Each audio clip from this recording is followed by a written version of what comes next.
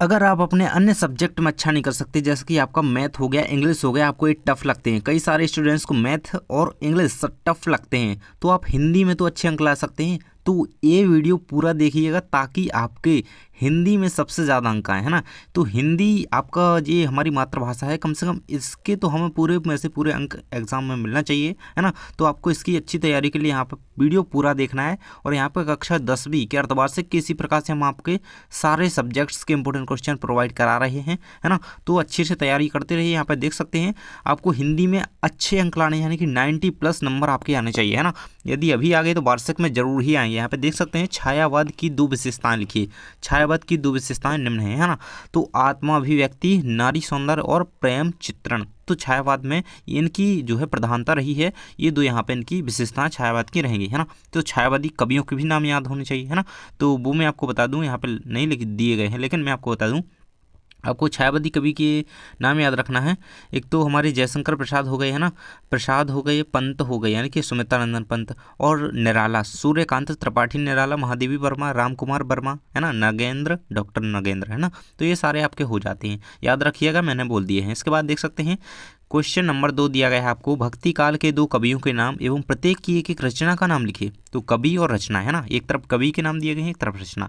तो कबीरदास की रचना आपको पता है कि बीजक में उन्होंने अपनी रचनाओं का संग्रहण किया है, साखी शबद रमैणी, है ना। तो समय रमैणी और शबद यहाँ पर लिखी हुई है, साखी भी उनकी एक रचना है ना।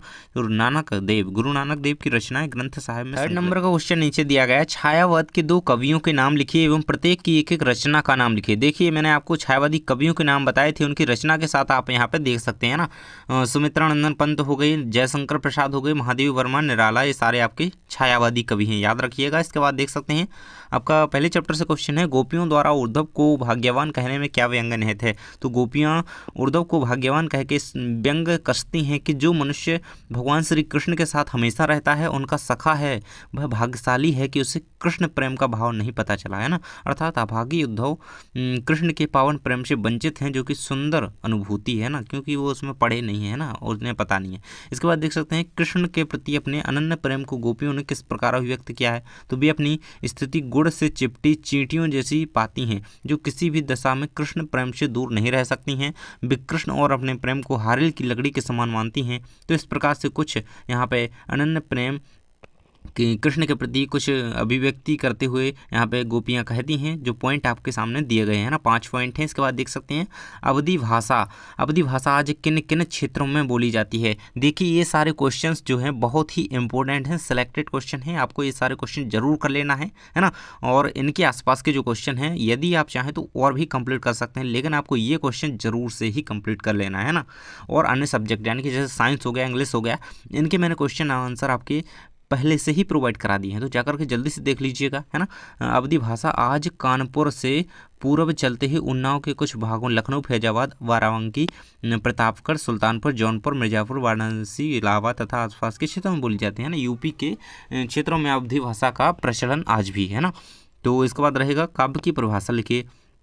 यहाँ पे छंदबद्ध रचना क्या है, काव्य कहलाती है। लेकिन आचार्य विश्वनाथ ने ना इसकी एक परिभाषा दी है, उन्होंने क्या है, वाक्यम रसात्मकम काव्यम, है ना।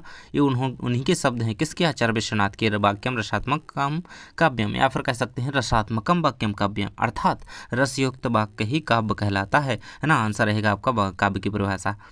इसके बाद 2 खंड काव्यों के नाम लिखिए। तो 2 खंड काव्यों के नाम यहाँ पे दिए गए हैं, उनकी यहाँ पर रचयिता सहित दिए गए हैं। ग्रंथी जो है सुमित्रानंदन पंत जी की रचना है। इसके बाद पंचवटी किसकी रचना है, मैथिली शरण गुप्त की, है ना। यदि आप एक और याद करना चाहें तो सुदामा चरित याद रखिएगा, खंड काव्य है आपका नरोत्तम दास का, है ना। एक और यदि कुरुक्षेत्र है उनका रामधारी सिंह दिनकर का, याद रखिएगा। इसके बाद देख सकते हैं रस के अंगों के नाम लिखिए। रस के अंगों के नाम आपको याद होने चाहिए। रस के अंग कितने होते हैं, प्रकारों की बात नहीं कर रहा है, देखिए ध्यान दीजिएगा। प्रकार 10 होते हैं, रस के अंग 4 होते हैं, है ना। तो स्थायी भाव, विभाव, अनुभव और संचारी भाव, भाव भाव भाव, है ना। इसके बाद देख सकते हैं चौपाई छंद का उदाहरण लिखिए। परिभाषा भी याद होनी चाहिए, लेकिन उदाहरण बता दूं कि देखिए जैसे श्री हनुमान चालीसा है, आपको उसकी कोई भी यदि चौपाई याद है ना, वो चौपाई से ही बनी हुई है, उसकी आपको कोई भी चौपाई याद है तो वो आप लिख सकते हैं और वो आपकी मान्य होगी, है ना। तो याद रखिएगा, ये मैंने आपको बता दिया, क्योंकि यदि आपको एन टाइम पे याद नहीं आए कोई तो आप ऐसे लिख सकते हैं। और ये है आपकी उदाहरण चौपाई का, रघुकुल रीति सदा चली आई, प्राण जाई पर वचन न जाई। रामायण की कोई भी चौपाई आप यहाँ पे ले सकते हैं ना, चौपाई छंद का ये उदाहरण हो जाएगा। 11वें नंबर का क्वेश्चन रहेगा आपका, अतिशयोक्ति अलंकार की परिभाषा लिखिए। देखिए अतिशयोक्ति है ना, काव्य में जहाँ पर किसी वस्तु या व्यक्ति का स्वाभाविकता से अधिक बढ़ा चढ़ाकर वर्णन किया जाए, यानी कि जिसकी जितनी बड़ाई होनी चाहिए उससे अधिक, है ना, उसकी स्वाभाविकता से अधिक उसकी बड़ाई की जा रही है, वहाँ पे क्या होता है, वहाँ पे होता है आपका अतिशयोक्ति अलंकार। कोई व्यक्ति हो गया या वस्तु हो गया, उस वहाँ पे अतिशयोक्ति अलंकार होता है ना। तो दो मेघ बरसते में प्यासी की प्यासी, वो राणा के चेतक घोड़े का भी एक उदाहरण हो सकता है ना। इसके बाद देख सकते हैं हिंदी के 2 प्रसिद्ध महाकाव्यों के नाम लिखिए। तो श्री रामचरितमानस गोस्वामी तुलसीदास द्वारा रचित है, साकेत मैथिली शरणगुप्त पद्मावत मलिक मोहम्मद जायसी, कामायनी भी याद रख सकते हैं, जयशंकर प्रसाद द्वारा रचित है।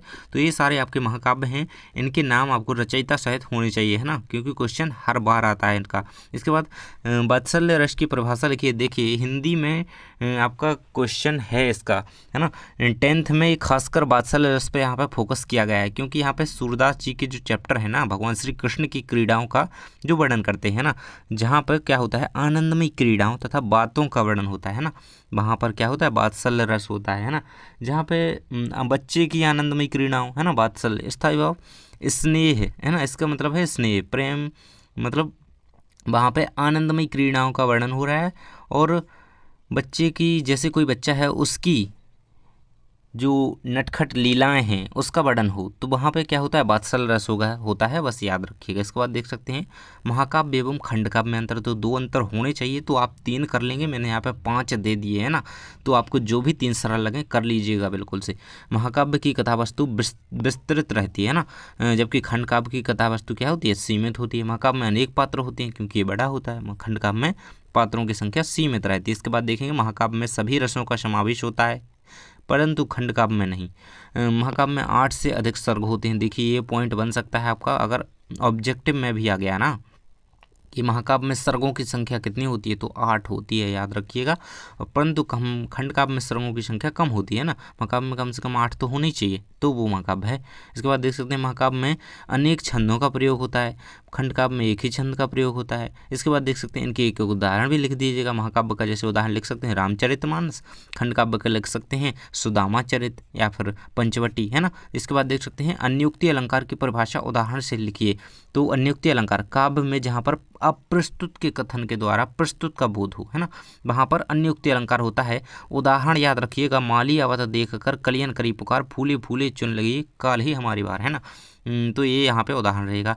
आत्मकथा और जीवनी में 2 अंतर लिखिए। तो आत्मकथा में लेखक स्वयं यहाँ पे गलत लिखा हुआ है ना, स्वयं जीवनी प्रस्तुत करता है, यानी कि अपनी बीती लिखता है ना, अपने ऊपर के अपने बारे में लिखता है, स्वयं लिखता है ना, वो आत्मकथा, उसका नाम ही आत्मकथा, यानी कि मेरी स्वयं की कथा, है ना।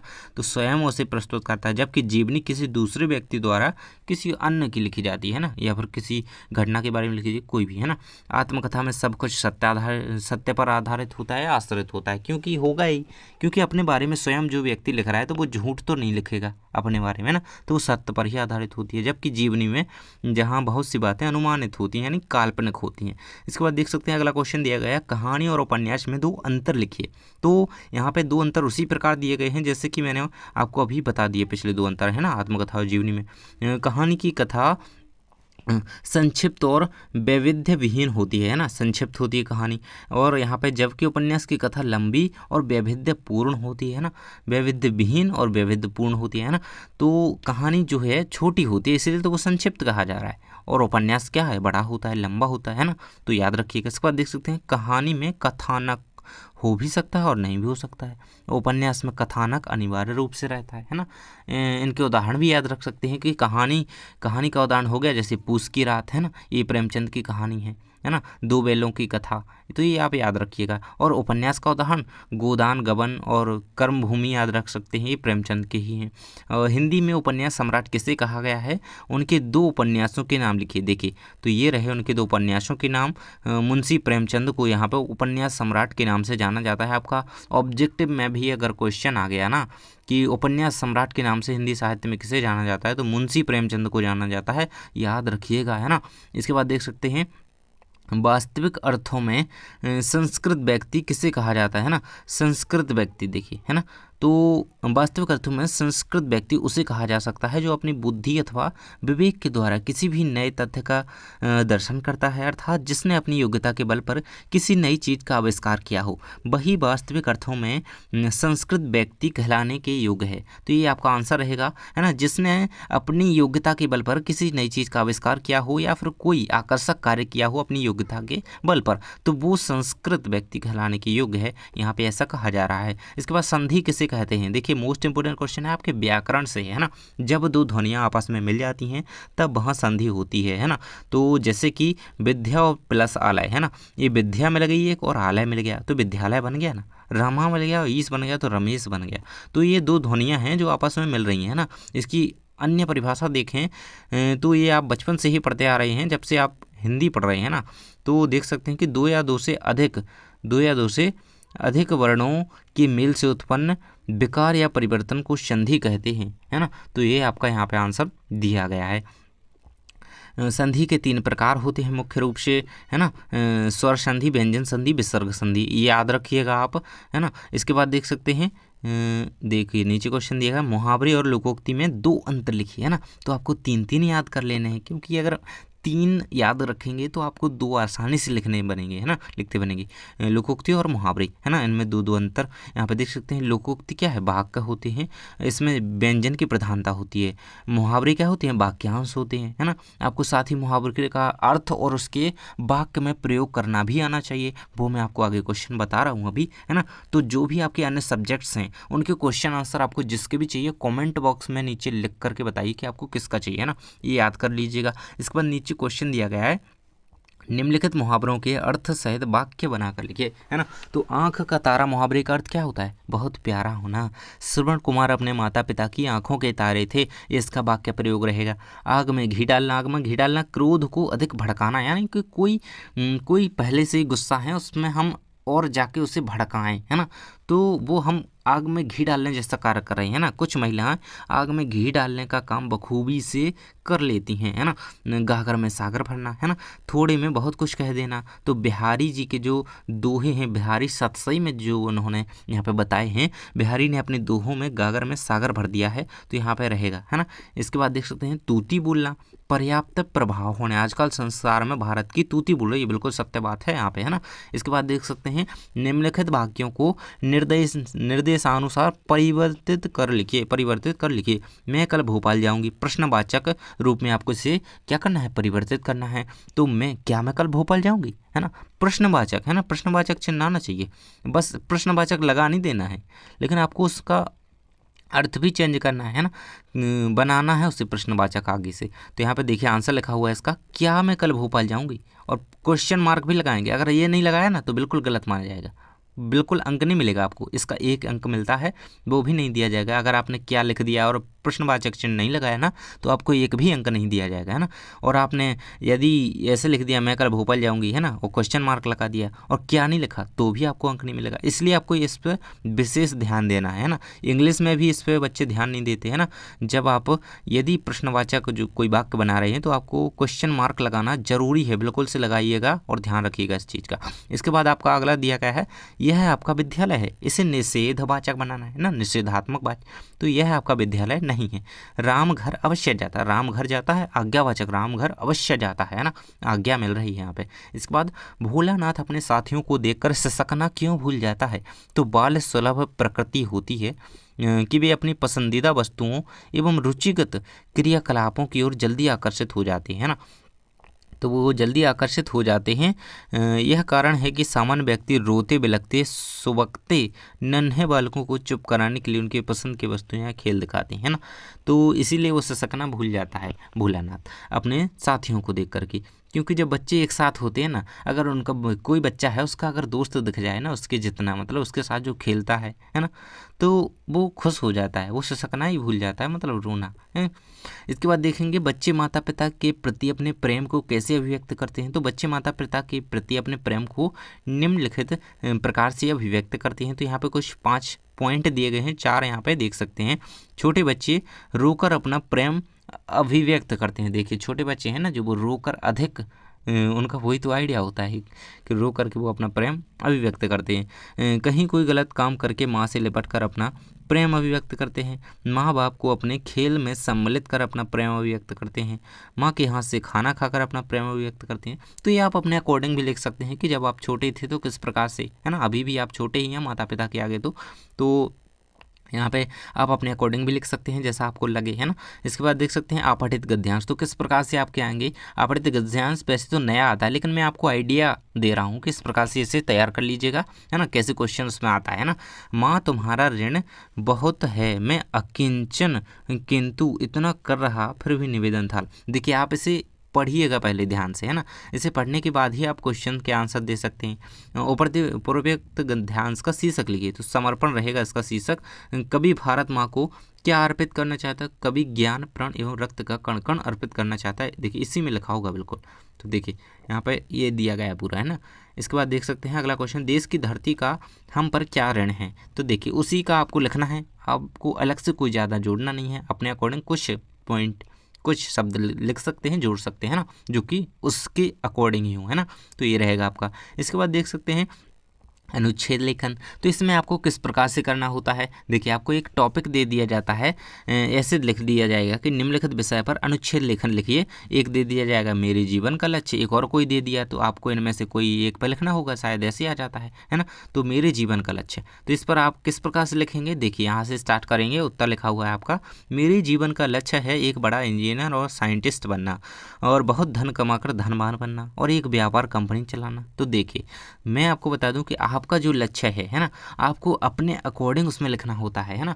आपको अपने अकॉर्डिंग लिखना है। आपको यहाँ पर रट्टे मारने की जरूरत नहीं है। आपके मन में जो है, मतलब आपको जो करना है वो आप उसमें लिखेंगे, है ना। जैसा टॉपिक है उसी के हिसाब से, यानी कि कुछ भी हो तो उसमें नहीं, मेरे को जो करना है वो करना है ना। दूर के ढोल सुहावने होते हैं, तो ये पढ़ने योग्य चीज़ है ना।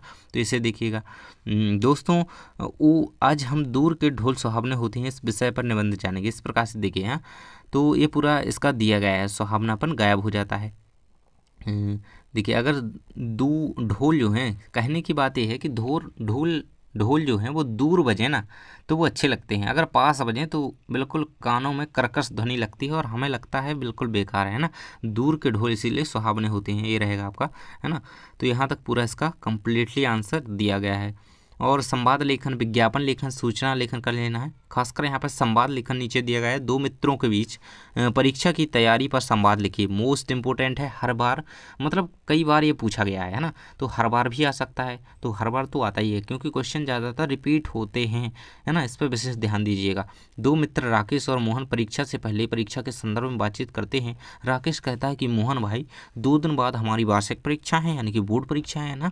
मोहन कहता है कि हाँ भाई परीक्षा तो आने वाली है। तभी राकेश कहता है कि मोहन तुमने कुछ पढ़ाई की है, तुम्हारी तैयारी कैसी चल रही है। मोहन कहता है कि मैंने तो पूरा सिलेबस कर लिया है, अभी तो बस दोहराना करना है, यानी दोहरान करना है कि रिवीजन करना है। तब राकेश मोहन राकेश को परीक्षा की शुभकामनाएं देते हुए, यानी कहते हैं भैया ऑल द बेस्ट, अपना वार्तालाप समाप्त करते हैं। तो कुछ इस प्रकार से आप दो मित्रों के बीच परीक्षा की तैयारी के लिए संवाद तैयार कर सकते हैं। देखिए व्याख्या क्या करनी है, 2 व्याख्या बता रहा हूँ, मोस्टली यहाँ पे कर लीजिएगा इन्हें। और भी आप देख सकते हैं अन्य चैप्टर्स के, यहाँ पे देखेंगे ऊधो तुम हो अति बड़भागी, है ना। तो ये यहाँ पर रहेगी आपकी। इसके बाद आपको इसकी व्याख्या किस प्रकार से, इसका भावार्थ में बता रहा हूँ मोस्टली, है ना। संदर्भ प्रसंग आप कंप्लीट कर लेंगे, है ना। तो ये पहले ही चैप्टर से लिया गया आपका, है ना, सूरदास जी के चैप्टर से। तो ये पूरा रहेगा, है ना। तो इसका पूरा यहाँ पे दिया गया। अट नहीं रही है, ये आपका उत्साह चैप्टर से लिया गया, है ना। भावा फागुन की तन सट नहीं रही है ना। ये पूरी पंक्ति दी गई है, इसके बाद इसका भावार्थ दिया गया है। तो ये कंप्लीट कर लीजिएगा। इसके बाद हमारी जो है सारे क्वेश्चन यहाँ तक कंप्लीट होते हैं। जो भी अन्य क्वेश्चन रह गए हम जल्दी ही अगले पार्ट में लेकर के आएंगे, तो आपको चैनल को सब्सक्राइब कर लेना है। इसका PDF आपको चाहिए तो नीचे डिस्क्रिप्शन में लिंक दी गई है, आपको टेलीग्राम पर जाना है और वहाँ पे आपको मेंबरशिप ज्वाइन, नीचे डिस्क्रिप्शन में ही आपको लिंक मिल जाएगा कि आपको चैनल की मेंबरशिप ज्वाइन करना है ना। साथ ही आपको टेलीग्राम ग्रुप ज्वाइन कर लेना है। अगर आप मेंबरशिप जो है वो ज्वाइन कर लेते हैं ना, तो आपको तुरंत ही PDF सीधे के सीधे मिल जाएगा, है ना। तो PDF चाहिए तो मेंबरशिप ज्वाइन कीजिए, नीचे डिस्क्रिप्शन में लिंक दी गई है। और अन्य सब्जेक्ट्स के वीडियो जाकर के देख लीजिएगा, क्योंकि इसी प्रकार से क्वेश्चन बताए हैं, इंपॉर्टेंट हैं आपकी परीक्षा के लिए। तो भटकिए मत ज़्यादा, जल्दी से जाकर के प्लेलिस्ट चेक कीजिए। कक्षा 10वीं हिंदी अर्धवार्षिक परीक्षा, मतलब कक्षा 10वीं अर्धवार्षिक परीक्षा 2023-24 का प्लेलिस्ट मिल जाएगा। वहाँ पे आपको सारे के सारे वीडियोस मिल जाएंगे, है ना। जो भी रह गए हैं जल्दी ही आ जाएंगे। थैंक्स फॉर वॉचिंग, मिलते हैं अगले वीडियो में।